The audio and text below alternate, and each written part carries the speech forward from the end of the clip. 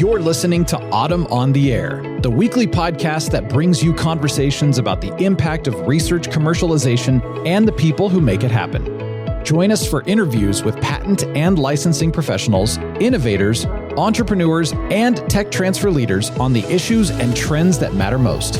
Keep listening for an inside track on the people, IP policies, and politics changing our world. Welcome back to Autumn on the Air. Today's episode is an exciting one as we explore how STEM education is creating life-changing opportunities for students and their communities. At the heart of our conversation is Project Lead the Way, a program that's rethinking how we prepare young people for careers in science, technology, engineering, and math, and doing it in a way that's practical, hands-on, and inspiring. We're joined by four amazing guests.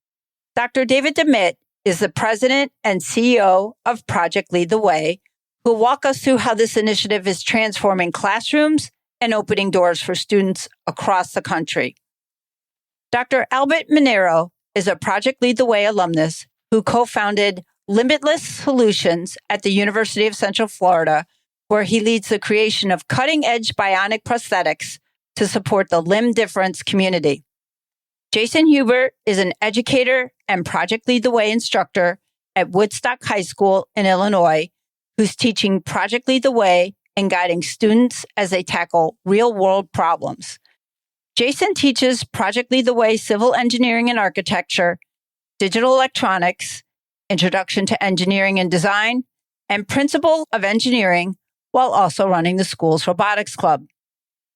Liam Hansen is a Woodstock High School and Project Lead the Way alumni and participated in the first ever Project Lead the Way Community Impact Awards, and his group won the high school category.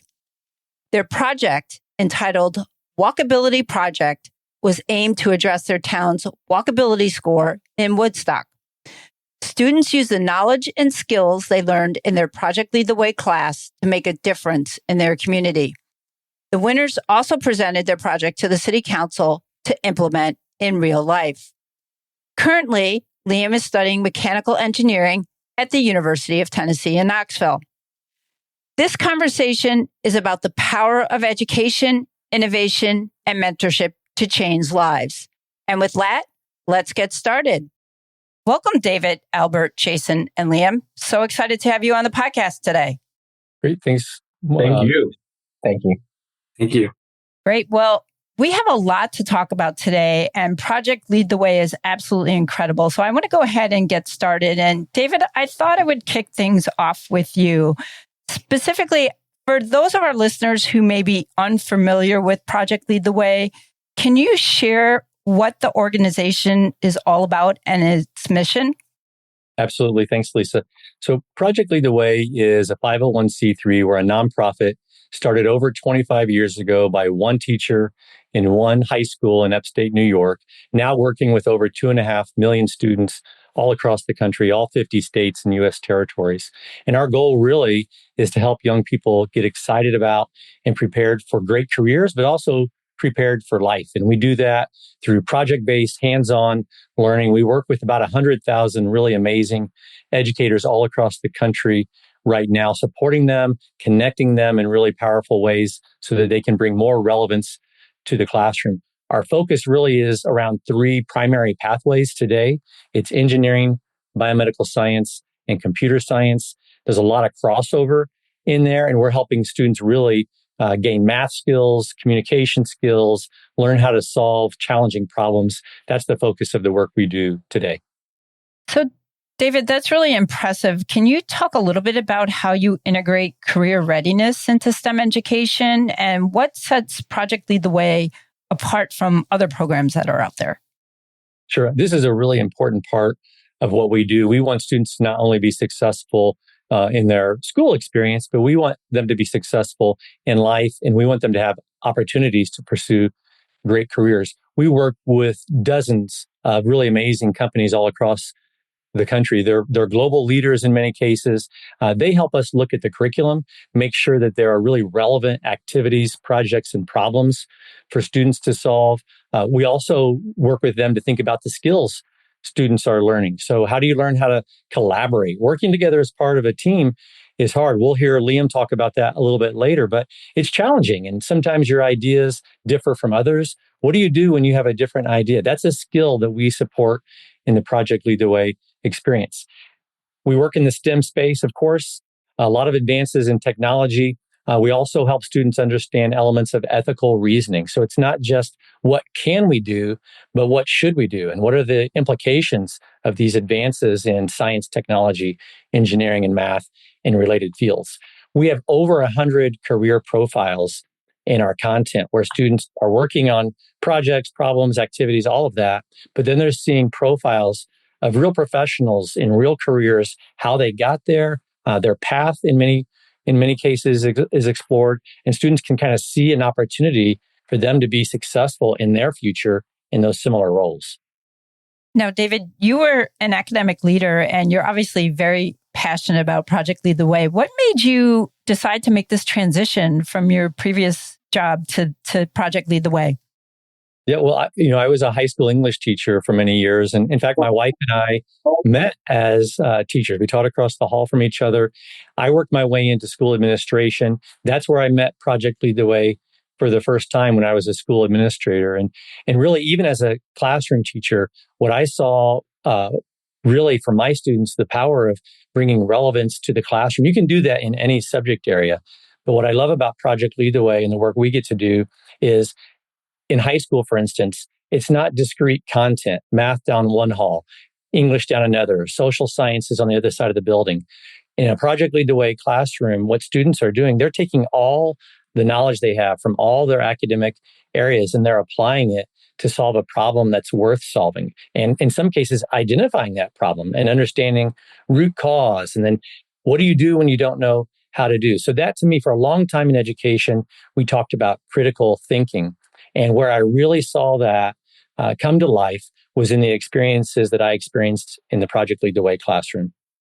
Yeah, I have to say, we're going to get to Liam and Jason in a little while, but talk about identifying problems and critical thinking. You know, you have some great examples of that through Project Lead the Way.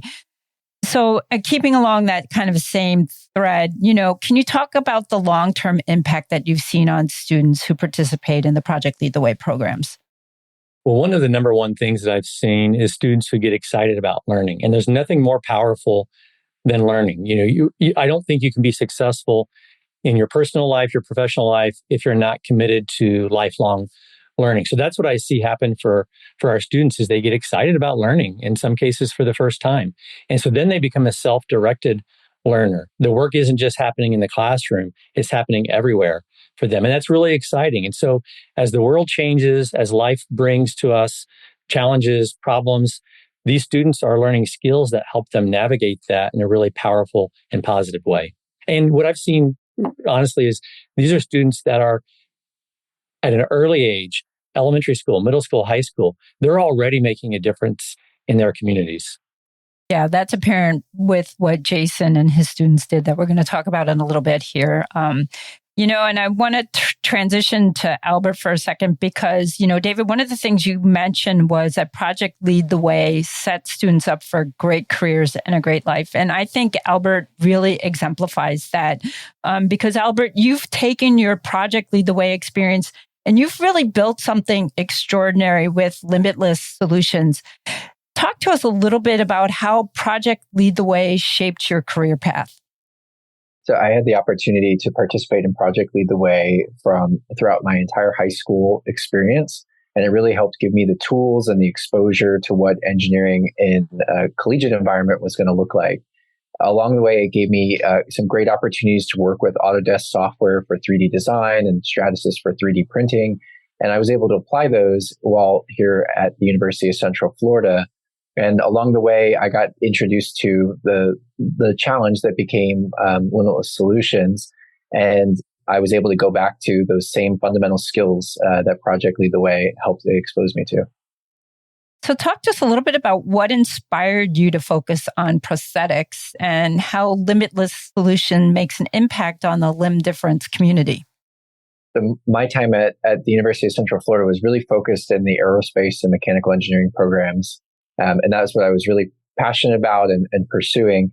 And along the way, I heard this radio interview with two gentlemen who were sending files around the world for 3D printing, focused for 3D mechanical hands. And that's what really inspired me to get involved, to be able to try to use the academic and the engineering skills that I had learned to be able to support that project. And little by little, that kind of snowballed into what we now have today here in Limitless Solutions.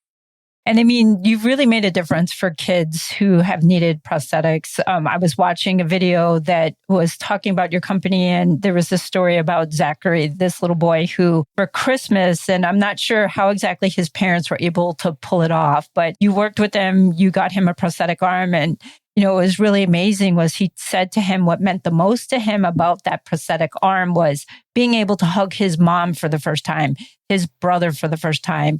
Yes, he had done it kind of, using his other arm, but a full hug to him. And, there are countless of other stories like that I saw on your website as well. The power of these expressive bionics goes far beyond just being able to pick things up.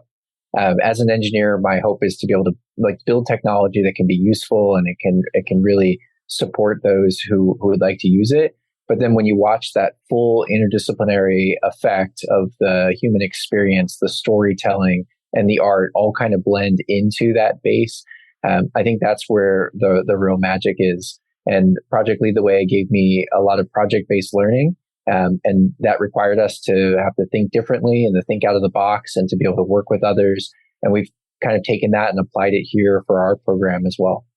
Yeah. And I wanted to get to that because you're giving back based on everything that you received from Project Lead the Way, because you have an internship program that includes Project Lead the Way alumni. And talk to us a little bit about some of the advantages you've noticed in students having this Project Lead the Way background.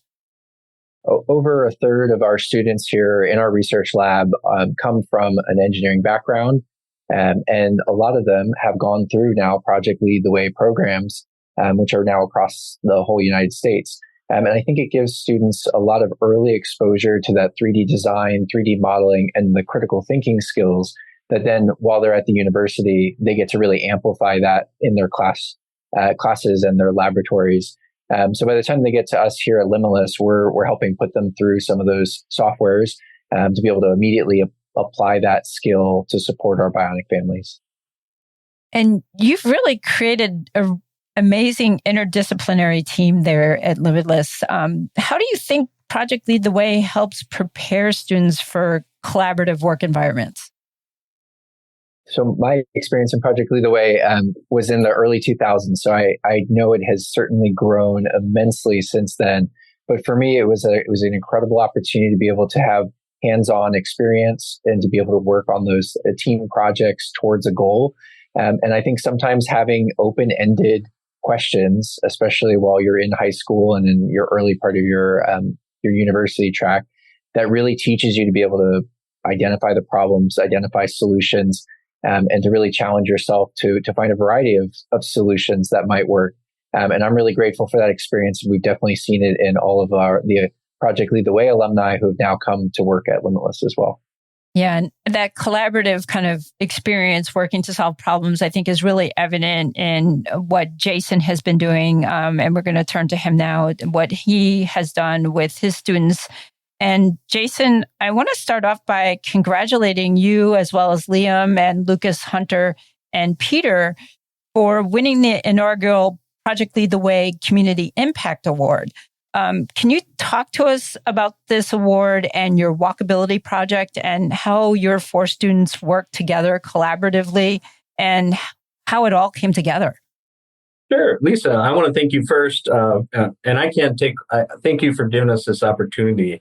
And I can't take all the credit or any of the credit really, because it was all the kids. And of course, the city mentors. And they kind of did a lot of the legwork as a teacher.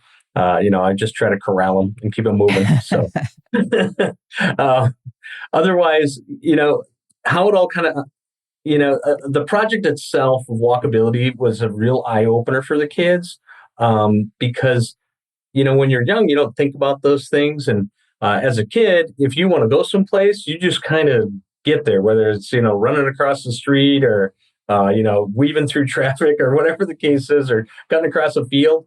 But once they actually sat back and they looked at it, they really realized, holy smokes, we got to look at things a little differently here.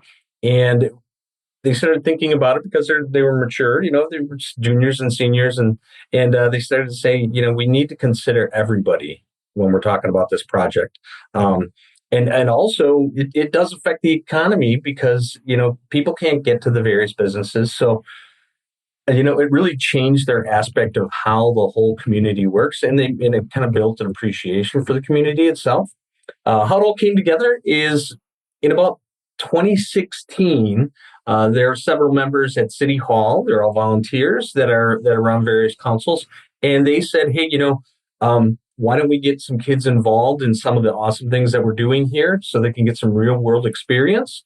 And what they ended up doing is they reached out to the school, and Project Lead the Way gives a great opportunity to work on a large project in the capstone course. That's the upper level course that the students were in when they did this project. So they were able to dedicate almost the whole year working on this. So they got a chance to dive really deep into it. Once the students were kind of thinking about the things that they could do to improve the community, they came across walkability. They just dived right into it. They identified the problems. They researched all the different solutions, and then they reached out to other municipalities that had involved or incorporated walkability.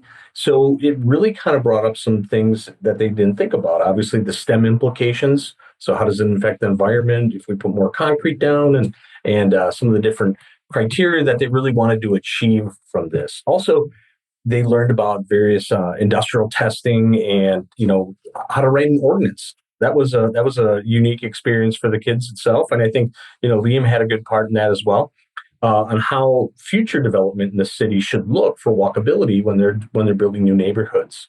So it was an incredible way for the students to get that hands-on experience and make a difference in the community. I watched, there's a great YouTube video about all four of the students presenting to the Woodstock City Council. And it's obvious that this project had tremendous impact on the community there.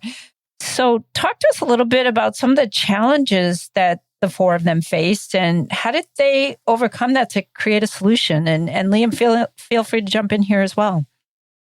So, they're always running into a bump in the road here and there.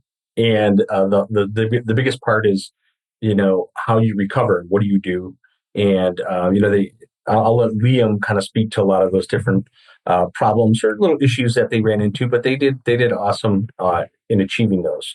So Liam, take the floor on this one, buddy. Yeah. I think one of the biggest key challenges was definitely just balancing the demands of the project with personal commitments.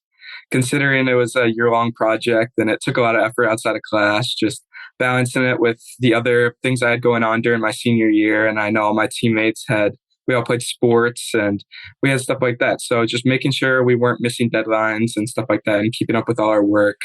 That was definitely one of the key challenges. And then apart from that, as Mr. Dimmett was saying earlier, it's a lot of team coordination, just managing different opinions, roles, timelines among the group. So we tried to implement some team building into our project and making sure we had defined roles and making sure we were communicating throughout our project. Do you remember one of the problems that they had is there are no maps that really list the sidewalks and the crosswalks and different things that they had to figure out. So the students actually had to go out and investigate. They actually, on the weekends, they took their time outside of class and they made maps for the city to identify where sidewalks had to be and where crosswalks needed, and even they did the small libraries that they put in community to kind of get more people involved. And their project actually drew the attention of the International Design Workshop. That's a Chicago-based or international-based company. And they were working on Woodstock's master plan for the future. And they actually, when they came to my classroom, they saw these maps and their jaw dropped. They're like, "Oh my gosh, can we use these?" So they actually asked the kids for their permission and utilized some of the student-made maps. And they were just awestruck that the kids were just doing urban development type things. And yeah, so once they hit that bump of the road, they did awesome with it. And like I said, and Liam is going to speak probably about his app that he made that helps solve some of those problems in the future here.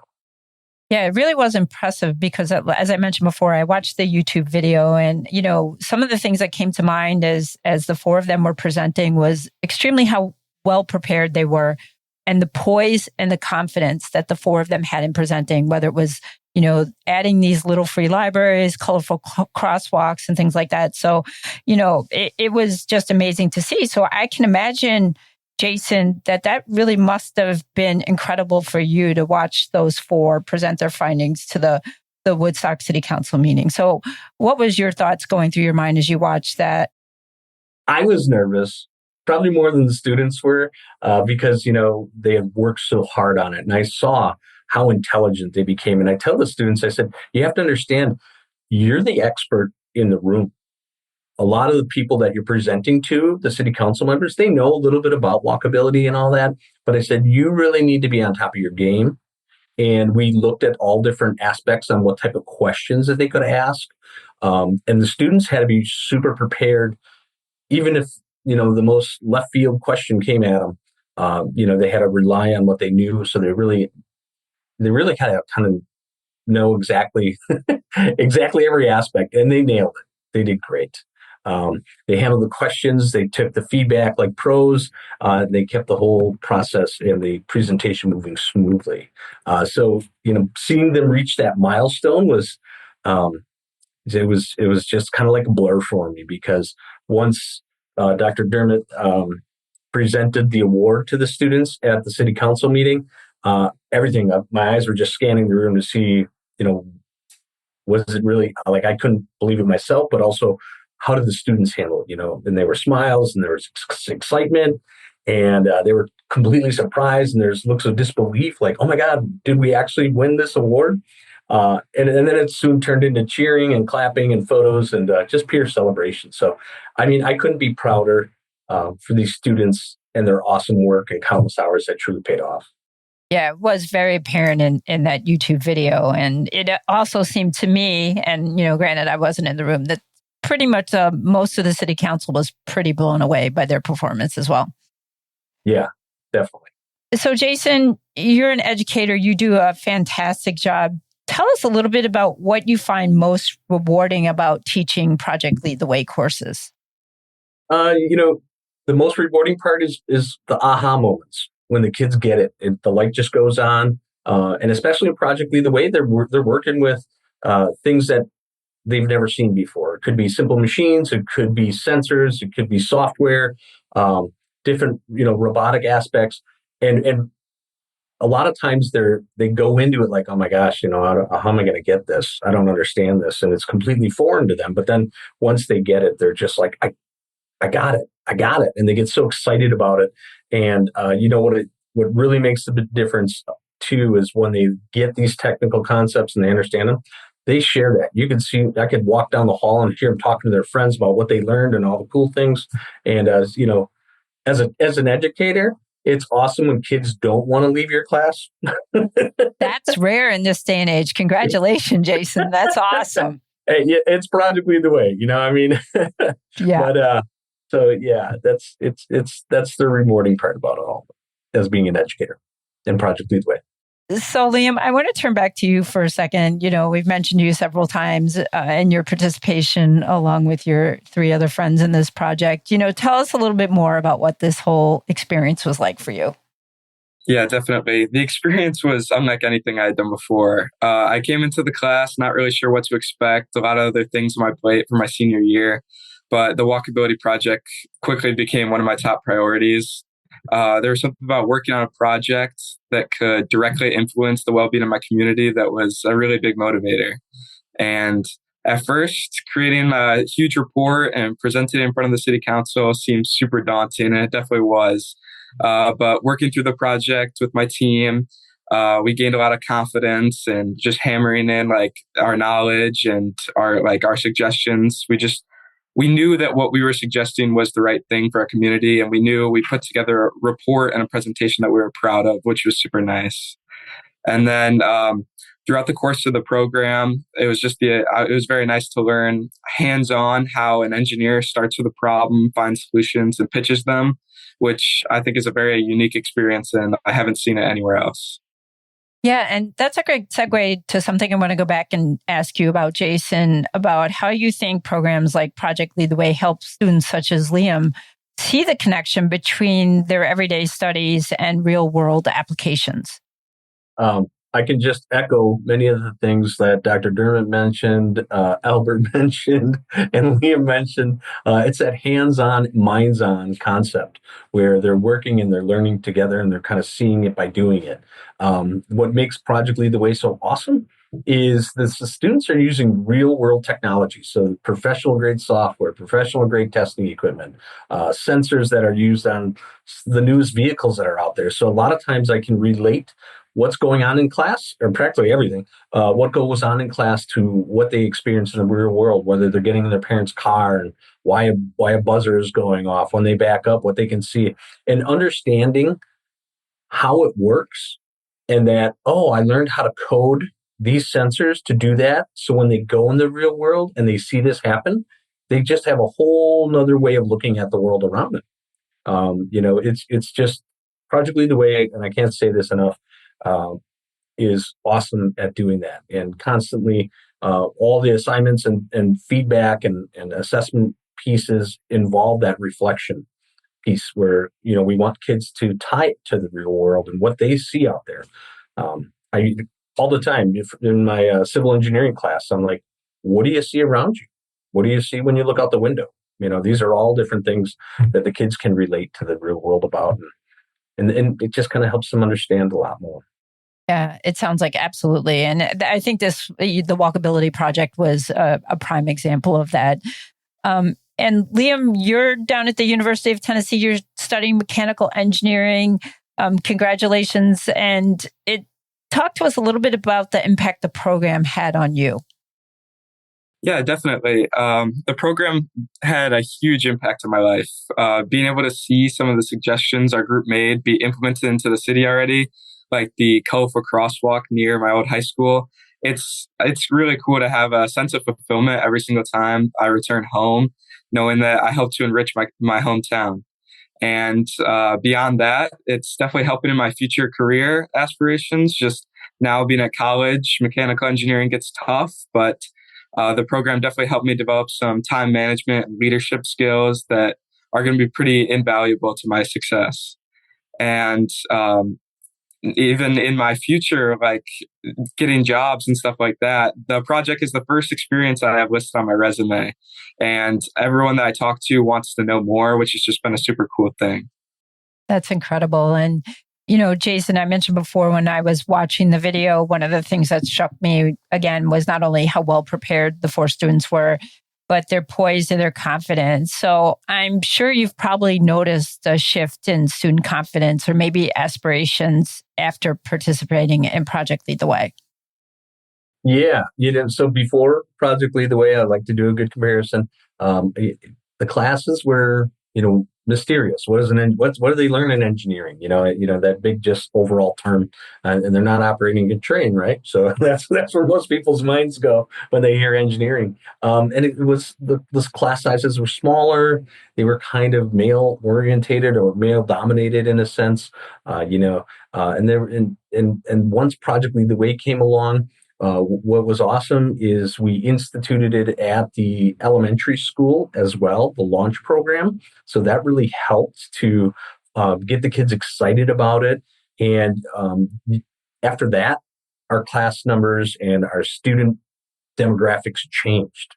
It's awesome to see just all the different kids kind of taking the class and their confidence is just huge because they're learning, it's like STEM for all.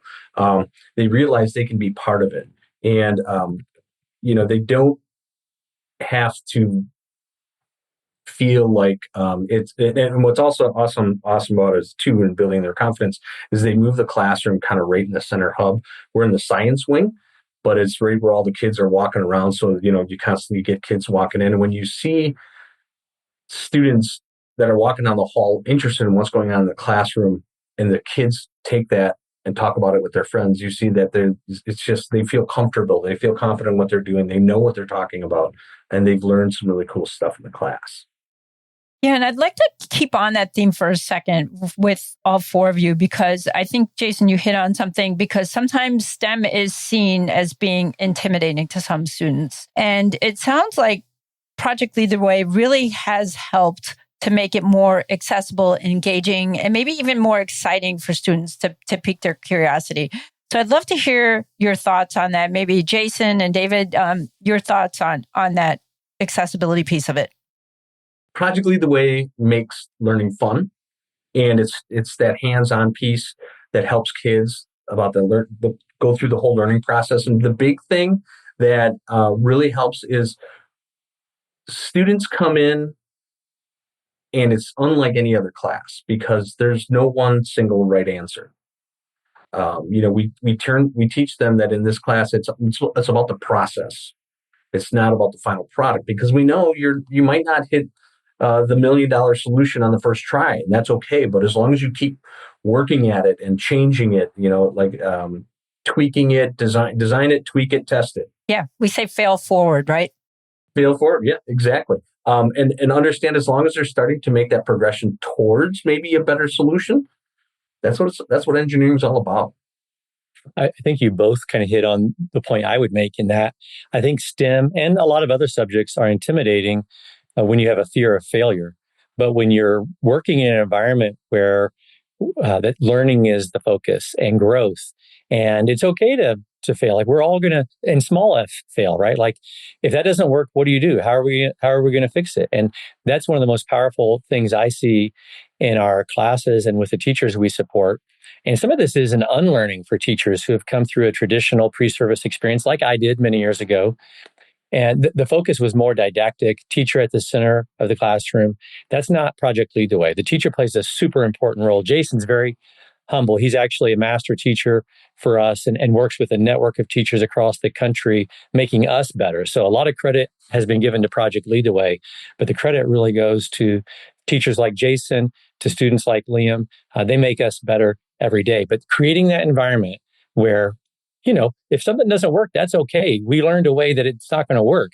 Now, how are we going to go back, and what are we going to do differently? And that's the fun challenge. And I hear students wrestling with it. Well, what if we try this? And what if I did that? And maybe we should look at this other design. And then sometimes they look at, other work in the classroom, other students. And that's not cheating. That's the environment where it's like, hey, this design was more stable for what reason? And what can we learn from them? So that, to me, is the power of it, is to create an environment where we're going to learn, we're going to grow. Sometimes things won't always work the way we want them to work. That's life. And that's our model, right? It's an activity, project, problem. The problem is ill-defined. Life is ill-defined problems. If we can help students learn how to manage ill-defined problems, what do you do when you don't know what to do? That's powerful. And that sets young people, it sets all of us up for success, not just in a job, but in life more generally. Absolutely. I couldn't agree more, because we all encounter multiple things every day that we don't know what to do about, right? It's part of growing and developing. And, David, I want to stick with you for a second, because I want to know, how does Project Lead the Way equip educators such as Jason to bring out the best in their students? Because we're seeing this not only with Liam, we also saw this with Albert. I mean, you're really doing, and the program's doing an incredible job.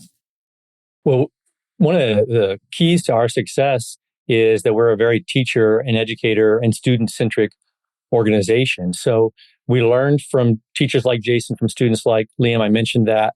We have a cadre of over 400 master teachers that every day are working with other teachers around the country. It's a professional learning community. So you're connected with other individuals who are thinking about, how do we create this really engaging, challenging experience for young people in our communities? And you're doing that with others who are facing similar challenges. And then we do the same thing that we expect students to do. We continue to offer new supports based on the challenges that teachers are facing today, as opposed to 5, 10, 15 years ago. We're a 27-ish year old organization, but we're very different than we were 20 years ago, 10 years ago, 5 years ago. So we keep learning and improving based on what we learn from former students like Albert, business leaders like Albert, teachers, students.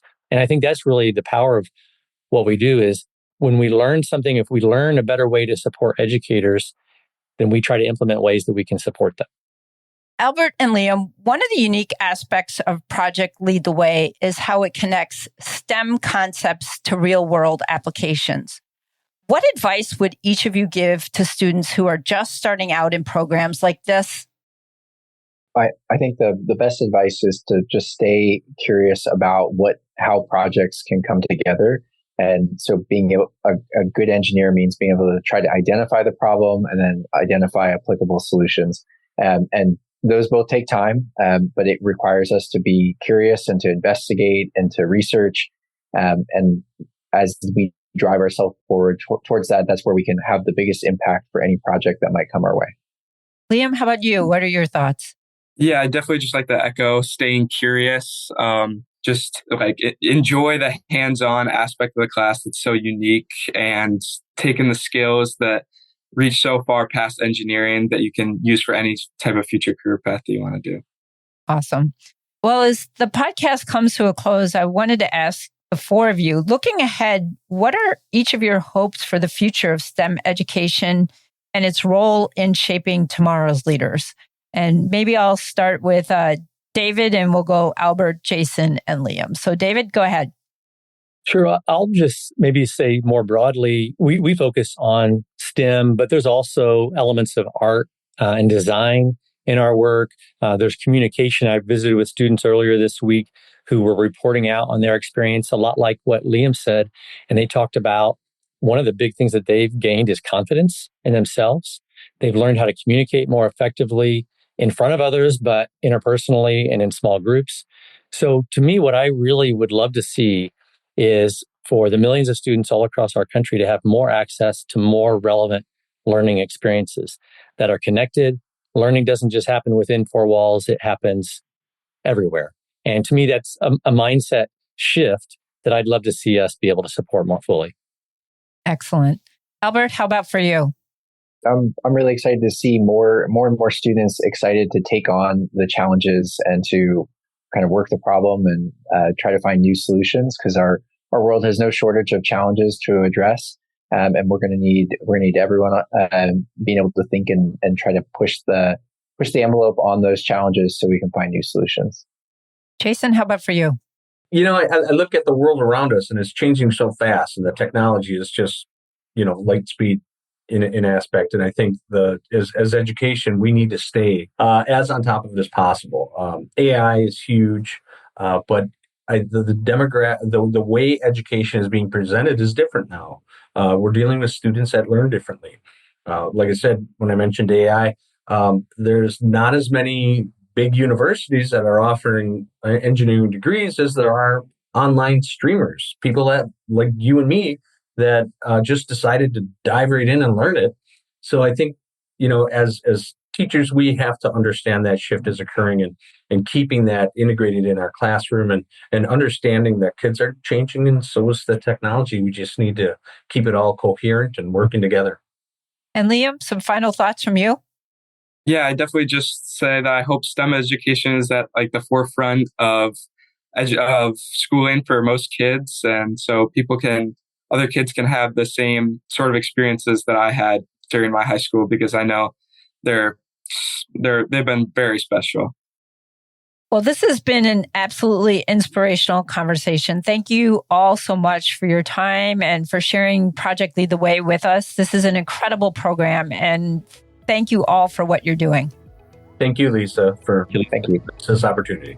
Thank you. Thank you, David, Albert, Jason, and Liam, for such an inspiring conversation. Today's discussion really highlighted how STEM education isn't just about what happens in the classroom. It's about creating opportunities, solving real-world problems, and empowering the next generation of changemakers. If you're interested in learning more about Project Lead the Way, visit PLTW.org. And don't forget to check out Limbitless Solutions to see the amazing work Albert and his team are doing. As always, thank you for tuning in to Autumn on the Air. Until next time, keep innovating, inspiring, and making an impact. Thanks for listening to Autumn on the Air with Lisa Mueller. Get social with us and share your thoughts. You can tweet us at AUTM or visit us online at autm.net. We'll be back next week on the air. Be sure to join us.